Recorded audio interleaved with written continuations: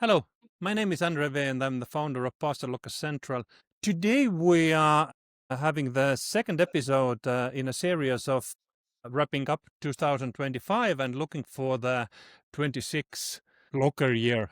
So I'm today here with a good friend of mine, Tony Jasinski from Canada. Hi, Tony. How are you doing? Good, Andre. How are you? I'm absolutely fine, and it's very good to see you again back in locker business, and immediately together with one of the most interesting operators in Northern America, Snaile.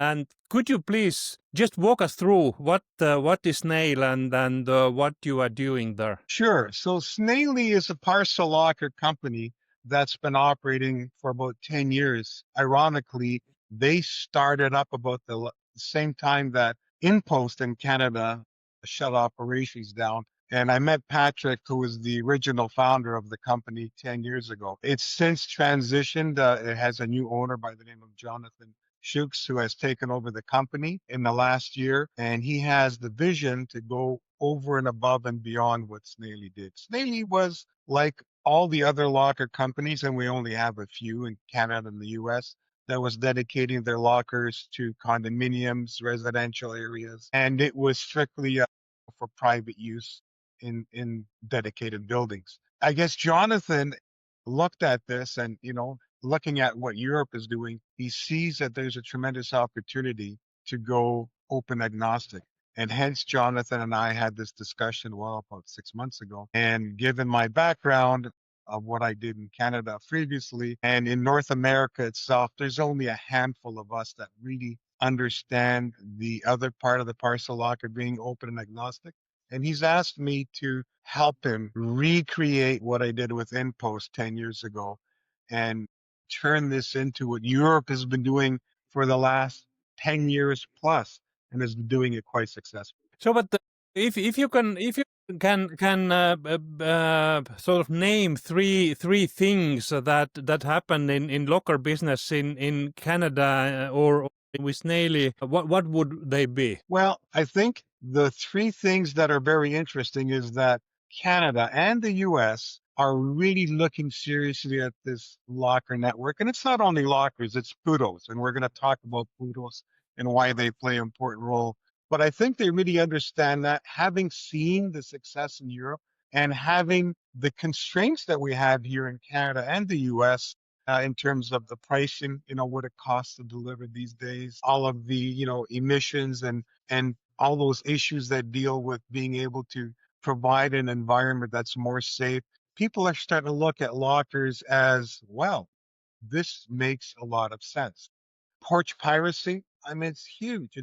It's completely going crazy. And one of the things that lockers brings is, obviously, it eliminates that, but it also allows for 24/7 access for those that choose to put them outdoors. And I really believe that's where they should be. And we can have a discussion on that. But so I think this part of the world has embraced that feeling that, we have to go down that. And that's what they're doing. And there are discussions right now. Parcel Pending is actually going to be running a pilot, which they haven't publicized, but they're going to be running a pilot that's going to have an open agnostic network. Luxor One, thinking about it, but we're at Snaile, we're actually doing it, and I'm in the final stages of signing agreements with select retailers. And because of the partnership with Virtual that we have, we are able to provide density to those lockers. And that's the biggest thing that is, well, it's one of the most difficult things to do. If you're going open agnostic, you're looking at other sources of revenue. And if you're putting lockers out there, if those doors don't turn on a daily basis, your investment is going to be very hard to recoup. And because we're going open and agnostic, this is something that Snaile is funding. So they're putting the lockers, they're going to manage the whole process. The IT is going to be covered by them. Any maintenance is covered by them. So there's a cost, and there has to be an ROI on that. And the only way you can get that ROI is by making those lockers turn. You got to get 60, 70% utilization on a daily basis. And if you get that, your ROI is going to be 1 year, maybe less, maybe a little bit more. You have been using a few times in one sentence both US and Canada. So you are looking for both countries. But tell me, those are the markets similar, or are there differences between Canada and US, whether operationally or conditionally or last mile prices wise or customer preferences? What about the similarities and differences? Well, I think Canada and the US are quite similar, although politically we have some stress times right now, as you all know. But from a retail perspective, from a consumer perspective, we're basically the same. Salaries range, but it was always my belief, if you can make it work in Canada, you'll make it work in the US. And Canada, really, it's Toronto, Montreal, Vancouver, Calgary, Edmonton. So it's easy to control. Country's huge, but you have some dense locations where you can deploy the lockers. And Toronto, in my opinion, being the best because you have a great population density, which is what you need. You have both weather conditions. You have warm and cold. So this proves because you need to have lockers that are going to work in both conditions. And if you're going to make it work here, next step is going to be New York City because they really need a good system down there. There's a few companies operating down there, but there are so many cities in the US that you can roll this concept out and be quite successful. So to answer your question, yes, we're almost identical. But when you are building an agnostic network, then you don't have direct access to the volumes. So my question is, whom do you need to convince, carriers, or do you need to convince retailers to start using lockers? Who is your sort of client as a volume source? Well, the biggest client I have right now, or the challenge, is obviously getting space to put these lockers. Because as I said, 24 they should be outdoors. So your best places are going to be the fuel stations, large retail chains. Those are the best for a couple of reasons. People are have to buy gas. So love it because they're able to utilize the locker customers that come there to come to the stores and actually, purchase things, and that's what they get the revenue. Retail stores obviously have a huge advantage because they can utilize those exterior lockers for buy online, pick up in store, which is actually pick up and locker. They can also use them for returns.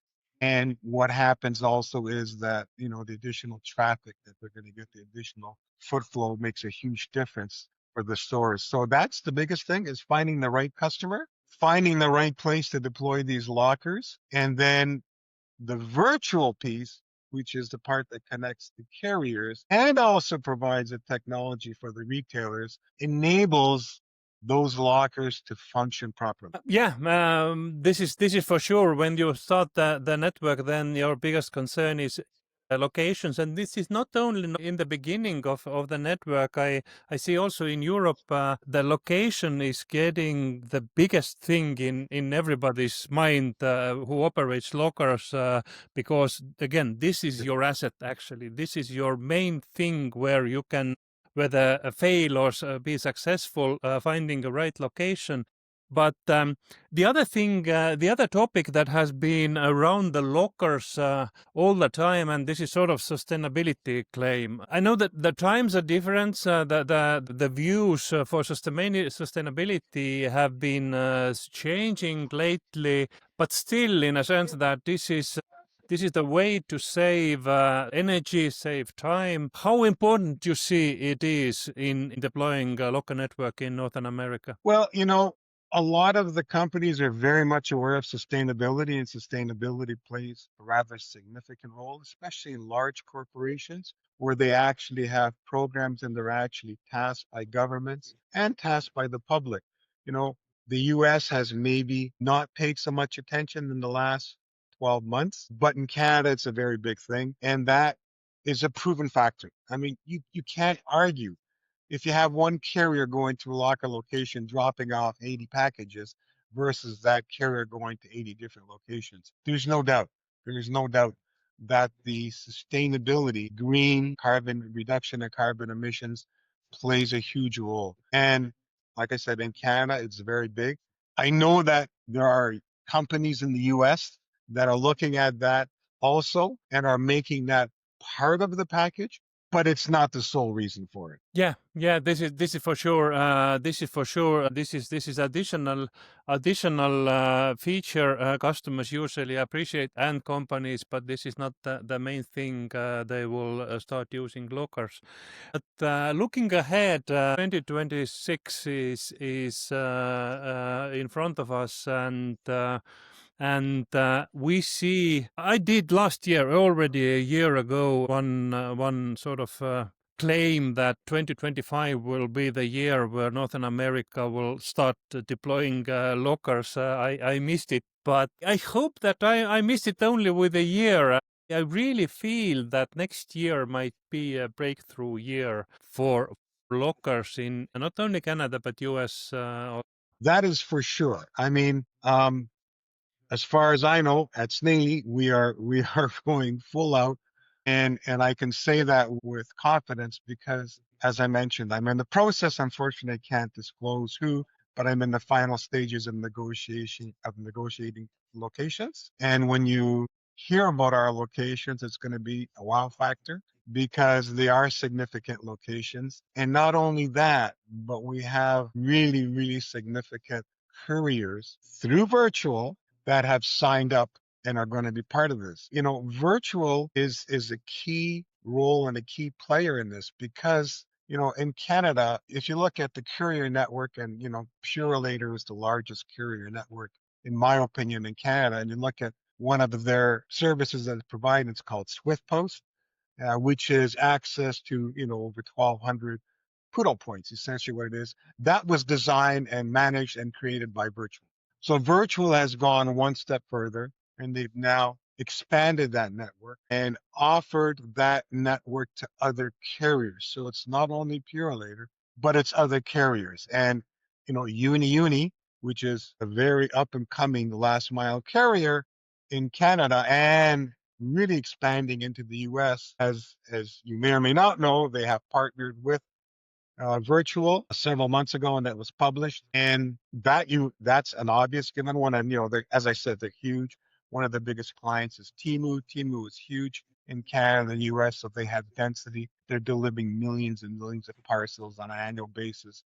So it's a significant partner. In addition, Virtual is in the process of negotiating some very surprising new partnerships, which again will be published very soon, which will make people's heads turn.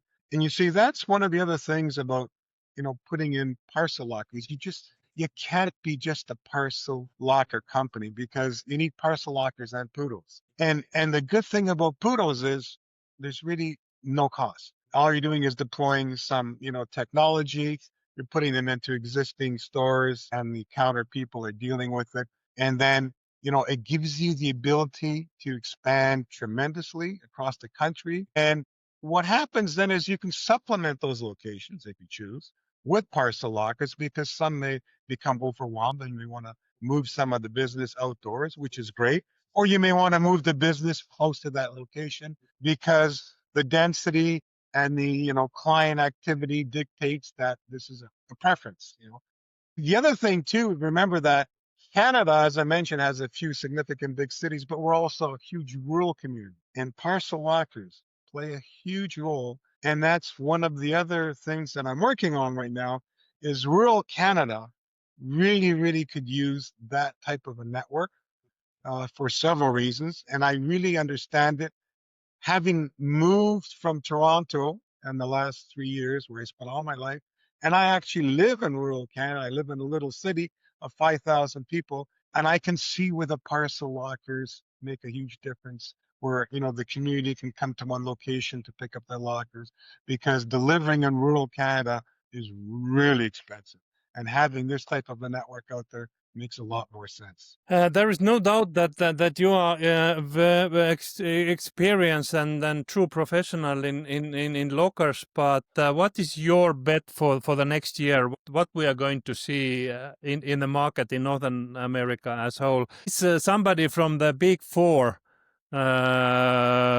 really going into the lockers, or this is the possibility for for you and smaller operators to still have 1 year advantage before big guys will wake up? It's funny you mentioned that because you're absolutely right. I think, I think that part of the world is standing up and taking notice. Certainly Parcel pending by Quadient is in the process of doing something relatively significant. Luxor one, and they're also looking at doing some significant things. And Luxor one is backed by Assa Abloy, owns them, and Assa Abloy has a huge war chest, so they can go out there and do some creative things. But I think what's going to be interesting, and it could be rumors, but I think the biggest player, and we know who that is my old company, InPost. I think, I think they may be looking at doing something on this part of the world. Because if you look at how they've expanded over the last few years, I mean, Raphael is a genius. He has taken that company to limits that are I don't know, if they've grown dramatically. So I think that they may do something. There's some rumors in the rumor mill, but certainly from my perspective, I think we have a tremendous opportunity to start doing something right now, become the first player. And you know what? This will work. And what's probably going to happen is Snaile will get acquired by one of the big four and will continue to grow the network at a much, much larger accelerated pace. Okay, Tony, thank you. Thank you for this discussion, and we will see each other actually very soon. In few days, we are going to be together in LinkedIn Live, where we are hosting people from 12 countries, local people to show the scope of the local movement. So thank you. Wishing you all the best in your business, and hope that this market will go crazy next year. And thank you again for allowing me the time to share my thoughts and my views on this. And I wish you continued success in what you're doing, because I think what you're doing is needed and required, and not too many people are in the space that you're in. So again, kudos to you, and thank you very much for this opportunity.